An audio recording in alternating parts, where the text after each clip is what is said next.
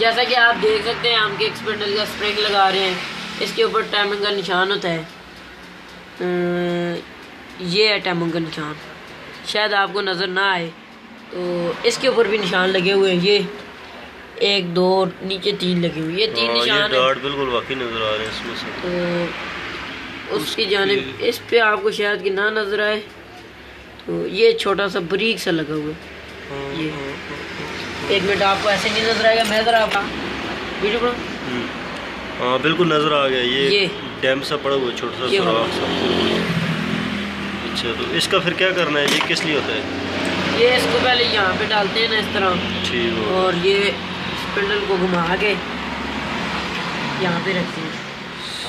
यहाँ पे ला के आप देख सकते हैं, आप ये सुराख के साथ ये 2 धक्के बराबर करते हैं। अच्छा ये इस सुराख के साथ उसका सुराख निशान के साथ निशान बराबर करके ठीक हो गया। उसके बाद नो क्लास लें या कुछ कर स्प्रिंग जो है उसको बिठाना होता है।